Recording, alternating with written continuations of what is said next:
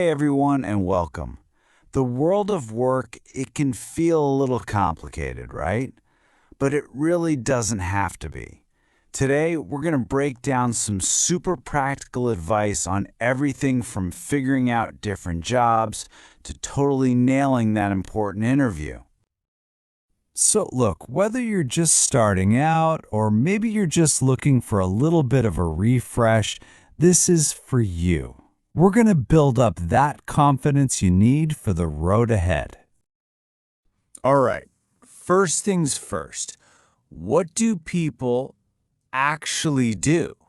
I mean, before you can figure out where you fit in, it really helps to get a sense of all the different kinds of jobs that make our world go round.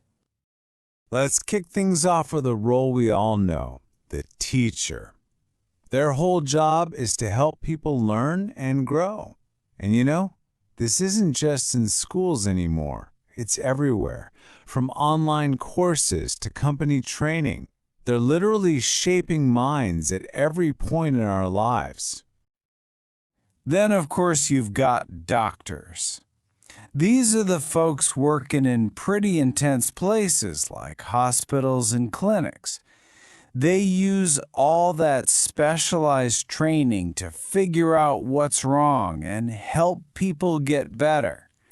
I mean, talk about a vital role in our lives. Okay, let's switch gears to the world of food. The chef. They work in these super high-energy creative kitchens, mixing skill and art to make the amazing food that brings us all together. And hey, we can't forget the people who literally keep our cities and towns moving. Drivers, whether they're behind the wheel of a bus or a taxi, are really the backbone of our transportation system. They get us where we need to go. Work, school, you name it. And obviously, this is just scratching the surface, right? You've got police officers and firefighters keeping us safe, artists and singers making our world more beautiful, and the secretaries and managers who are the absolute core of any business. The world of work is just huge and incredibly diverse. Okay, so we've seen a few jobs, but what happens when you're actually in one? Well, you're almost always going to be part of a team. And let me tell you, the way you talk to people, that's probably the biggest thing that determines whether your team succeeds or not. So, a team, what is it? The definition's super simple. Just a group of people working together. But here's the secret sauce. Making that team work and making it a place you actually like being is all about communication. It's got to be clear, respectful, and all about working together. Okay, check this out. It's amazing what a few little words can do. On the left, help me. It's kind of blunt, right? It's a demand. But look at the right. Excuse me, can you help me, please? Totally different vibe. It's a respectful question, and it's one your coworkers will be a whole lot happier to hear. And there's a reason we're pointing out the word please. It's like a magic word. Seriously. It instantly shows you respect the other person's time and effort. It turns a demand into a request. And the flip side of that is, of course, thank you. You know, when you thank someone, it's not just about being polite. It actually builds up good feelings and makes your professional relationship stronger. Think of it as a small investment that pays off big time for the whole team. And these phrases here, think of them as your daily toolkit for creating a great work atmosphere. Simple things like, good morning, just set a friendly tone. And being able to say, I'm sorry, "It was my mistake. I will fix it." Wow, that shows so much maturity and professionalism. It's a game changer. All right, so you've looked at jobs, you know how to be an awesome teammate, but how do you even get in the door? That brings us to our final section, the job interview.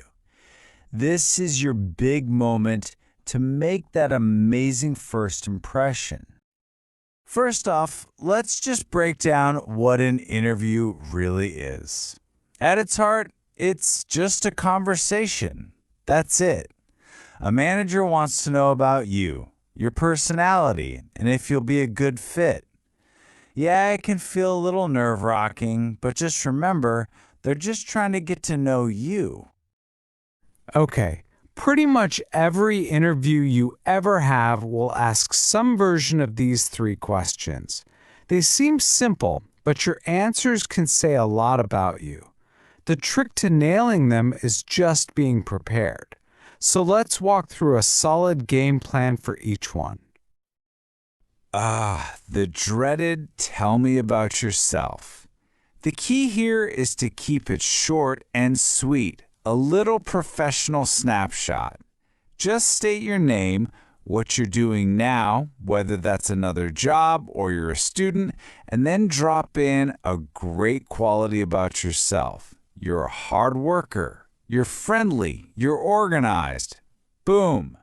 Clear, confident, and a great way to start. When they ask, why do you want this job? What they're really looking for is that you're genuinely interested. So the best way to answer is to connect something you love to the job itself. Like the example here for a restaurant job. I love food and I like talking to people. It's honest, it's simple, and it shows you'll actually enjoy the work. Now, when it's time to talk about your skills, think bigger than just technical stuff. Of course, you should mention practical things like using a computer or speaking another language, but don't forget about those soft skills. Saying you're a good listener or, and this is my favorite, that you learn quickly. That tells them you're adaptable and you're ready for anything. Okay, this is huge. Beyond all the words you say, how you say them and how you carry yourself matters so much.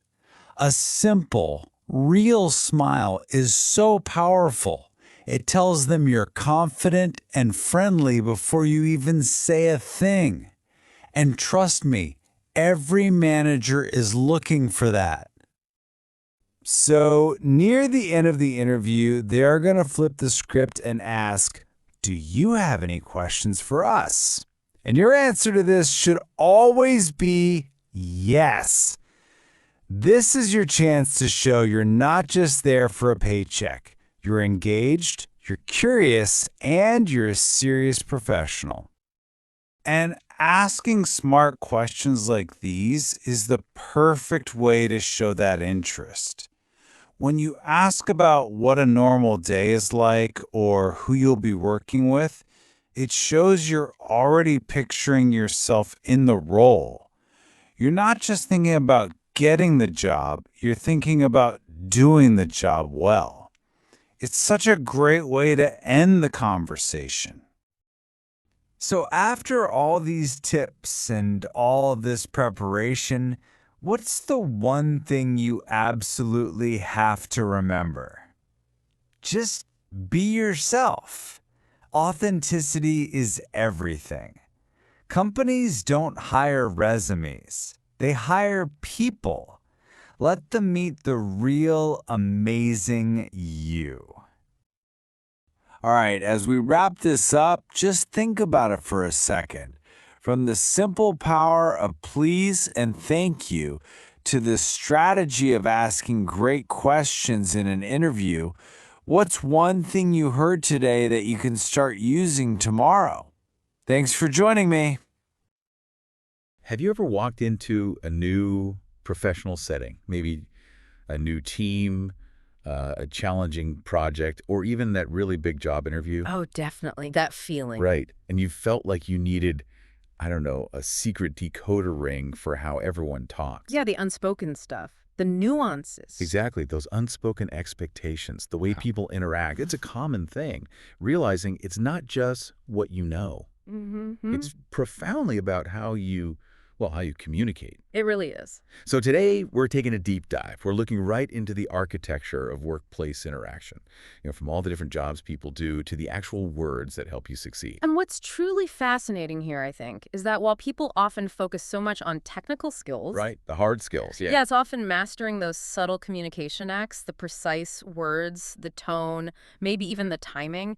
That's what really elevates someone's impact. I agree. These aren't just, pleasantries, they're leverage points for collaboration, for influence, for actually moving your career forward. Totally.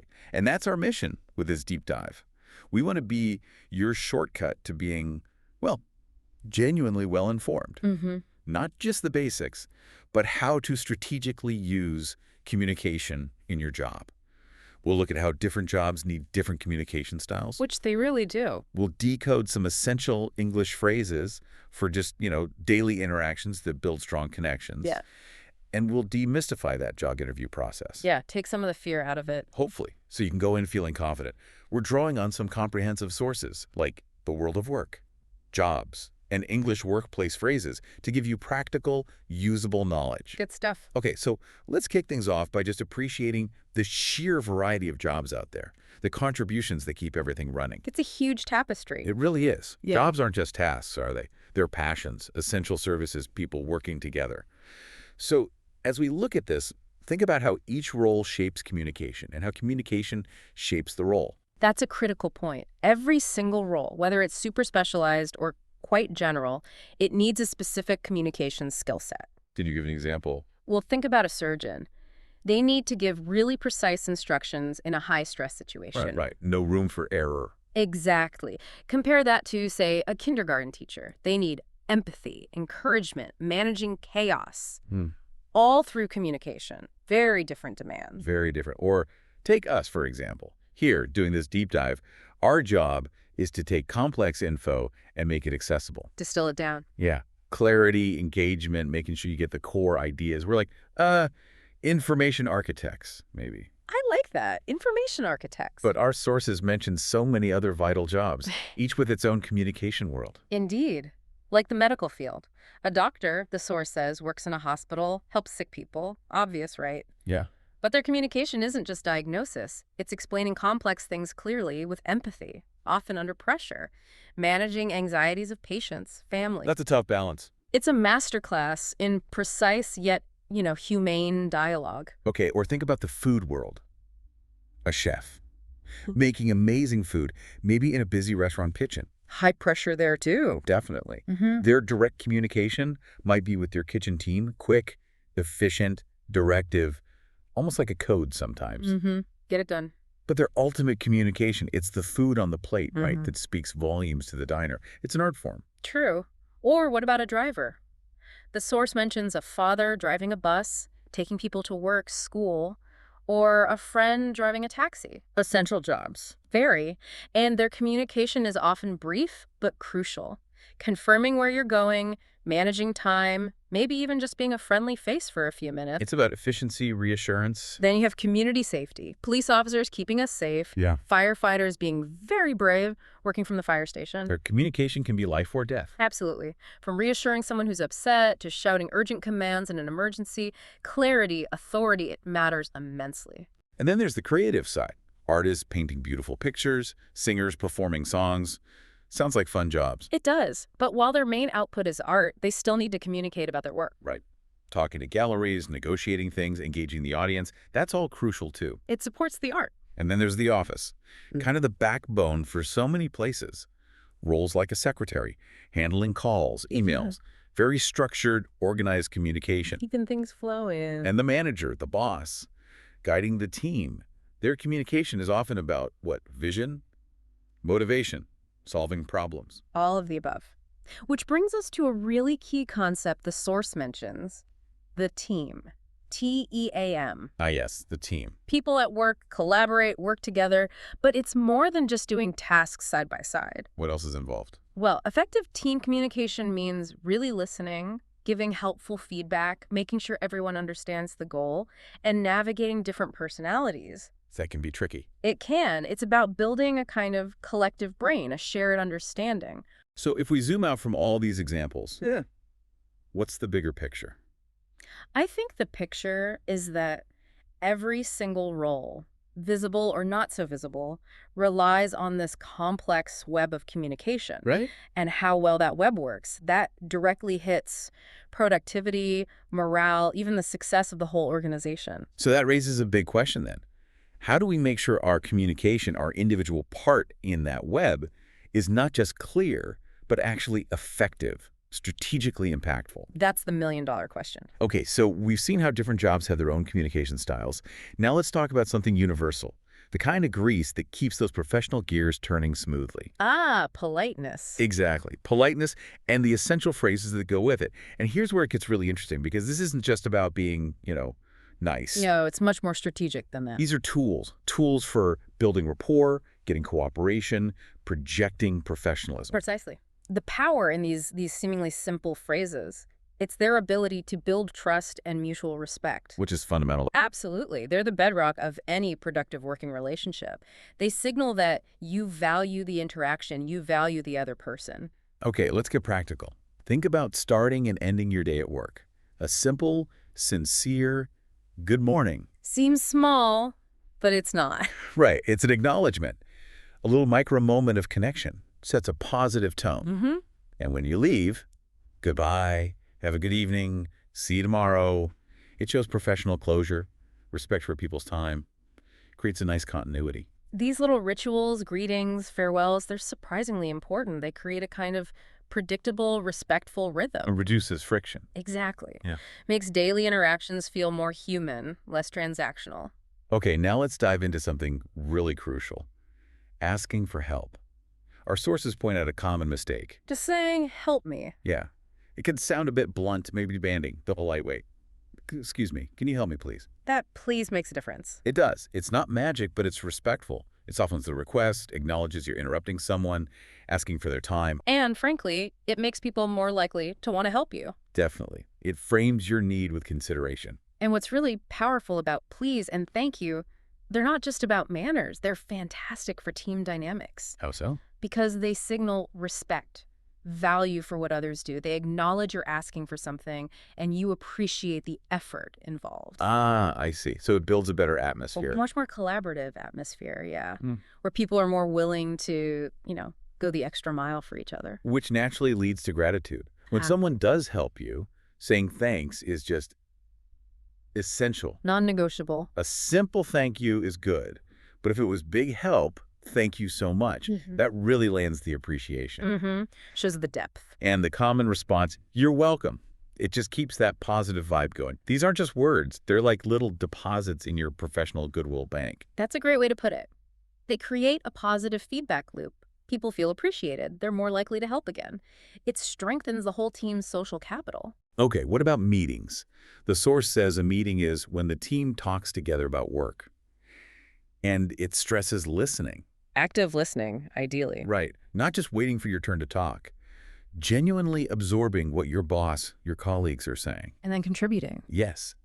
And how you contribute matters too. Instead of just jumping in a polite, excuse me, I have a question, or I have an idea. Shows respect for the flow. Exactly. And bosses, managers, they notice that. It shows you're not just physically present, you're engaged. You're thinking critically about the work. Absolutely. Good listening, followed by a thoughtful, well-timed contribution.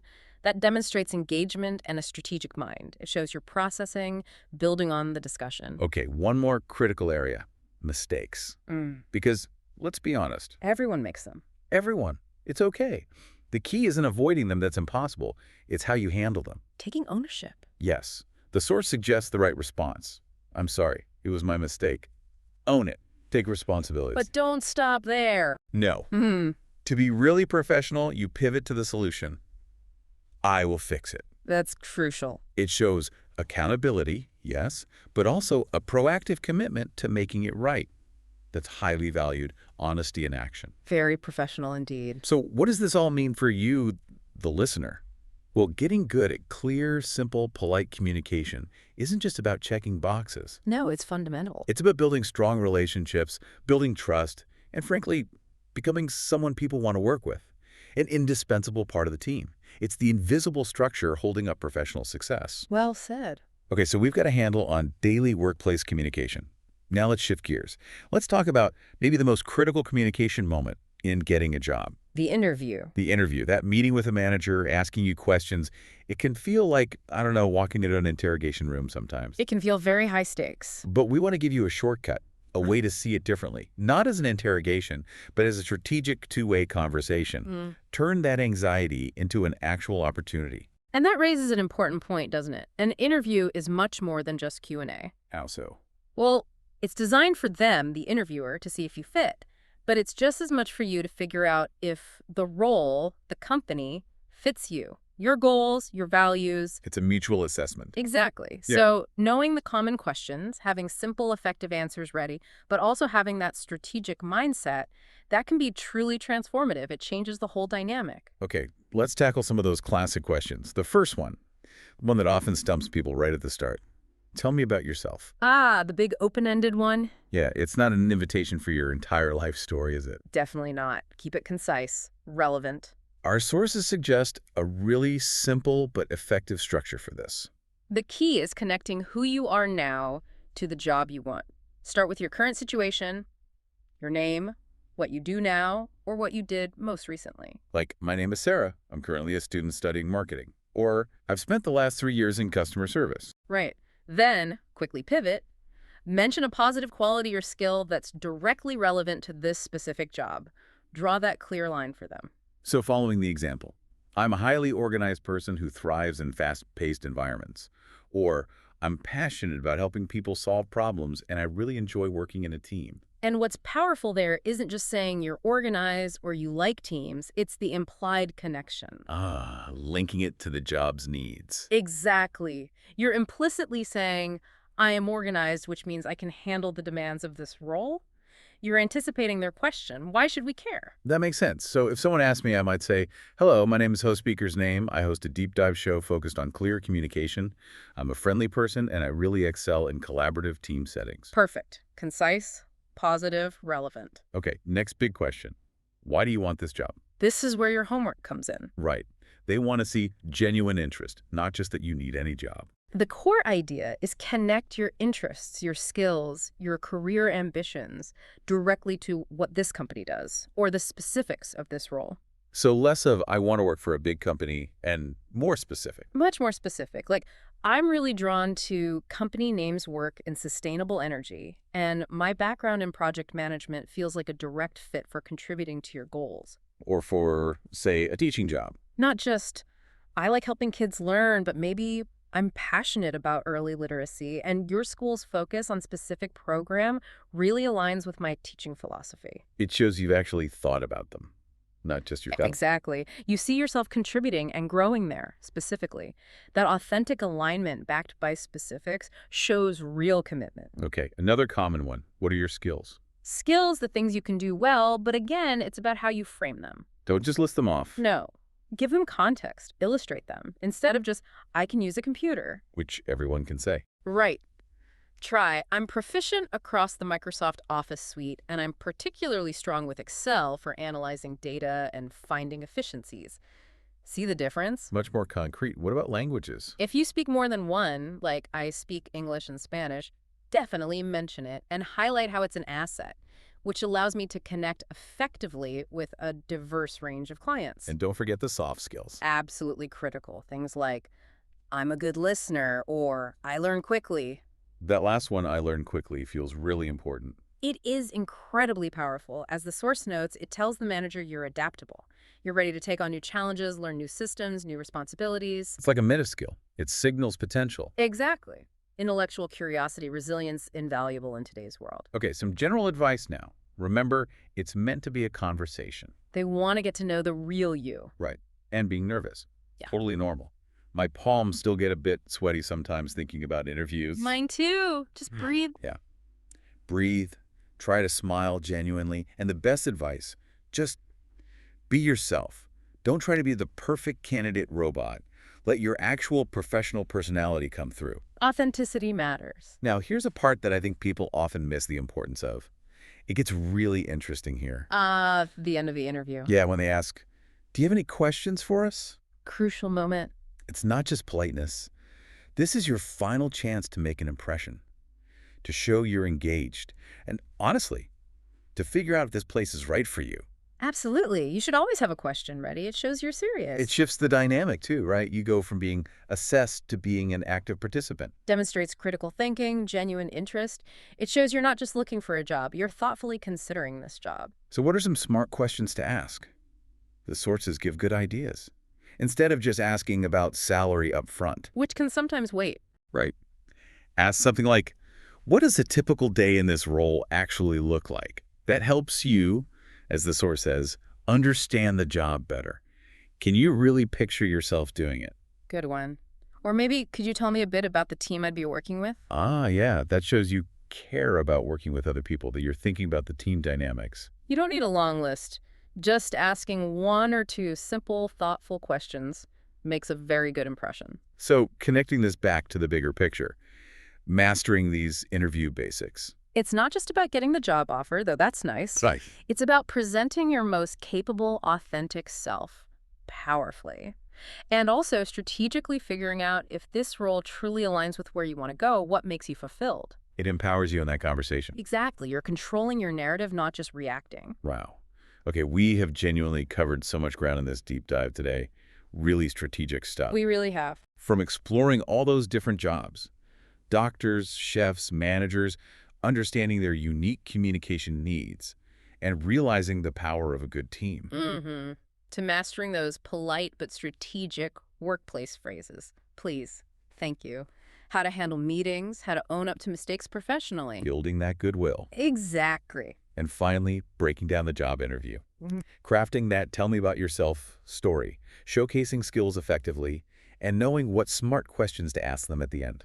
Leaving a strong final impression. You really do now have a powerful shortcut, not just to be informed, but to be, well, strategically equipped for these situations. And these insights, they apply whether you're navigating your current job, prepping for a big career move, or even just wanting to improve your everyday professional interactions. It's continuous learning, isn't it? As the source says, be patient with yourself as you learn a new job or new communication skills. And crucially, be yourself. Your best, most aware, most strategically communicative self. That feels like a really powerful thought to leave everyone with. As you reflect on everything we've discussed, think about this. Okay. The world of work is always changing. It's dynamic. But these core principles, clear, strategic communication, genuine self-presentation, they're timeless. They're anchors. Sure. So the question for you is, what one specific, maybe nuanced insight from our deep dive today will you actively try to integrate into your very next professional interaction? Your next email, your next meeting, your next conversation? How will you use it not just to succeed, but to truly connect, influence, and, well, shine?